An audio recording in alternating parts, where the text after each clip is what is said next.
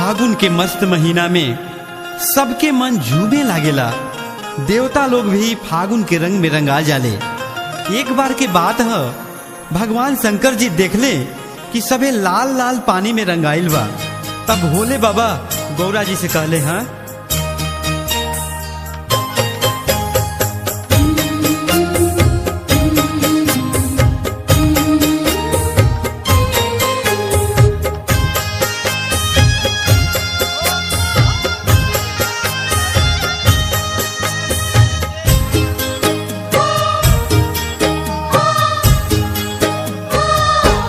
पानिया लाले लाल ए गौ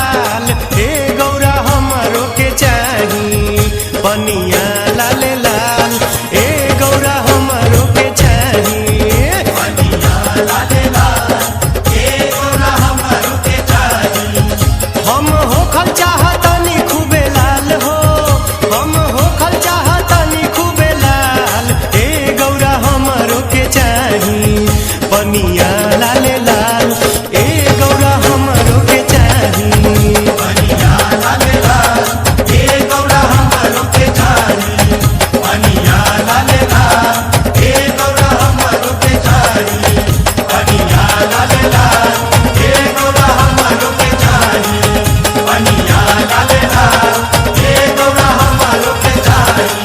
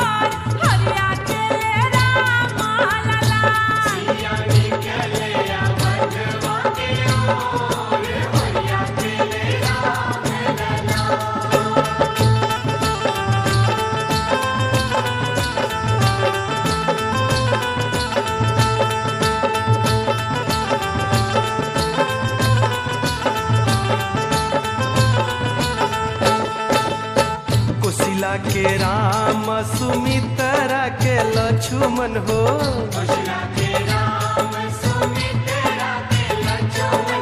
के कोई के हो के कोई के हो के कोई के भरत भुआल होरिया खेले राम लला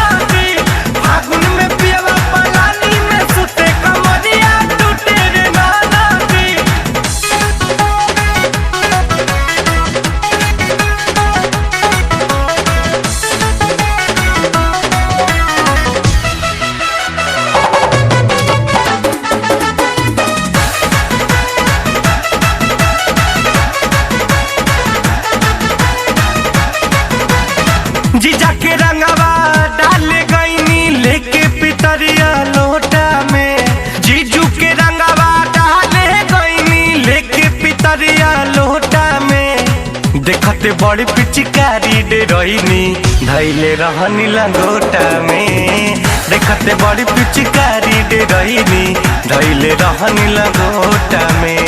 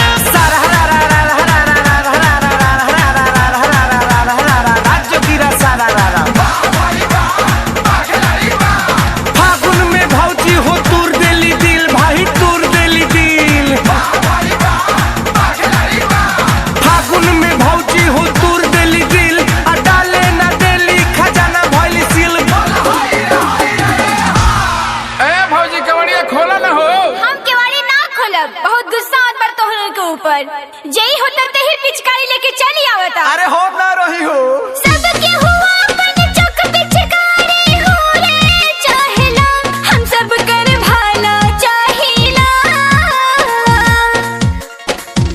हम सब कर भाला चाहिला हमार सब बुरा चाहिला। हम सब कर भाला चाहिला हमार सब बुरा चाहिला।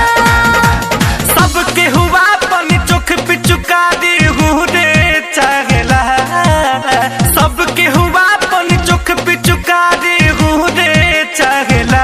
तू सब कर भाला चाहेलू बड़ी परेशानी बा। तू सब कर भाला चाहेलू तोहर सब बुरे चाहेला। तू सब कर भाला चाहेलू तोहर सब बुरे चाहेला। बबलू गो भौजी के बड़की दुआर आ रोज होले यार बार कुकुर बिलार।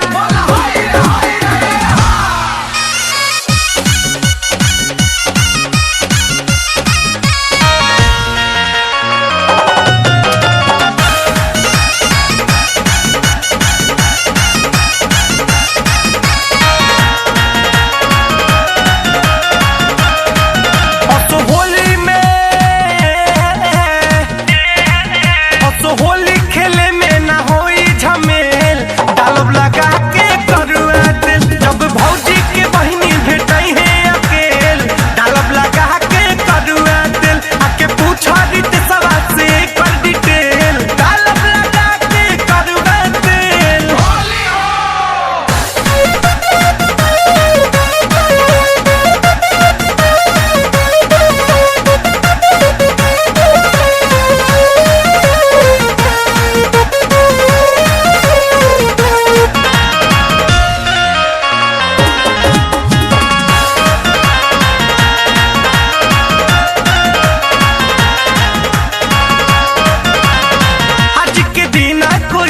बोलेगा बिस्की बारांडी संगे रम भी चलेगा। अरे केकरा सौजन्य से हो?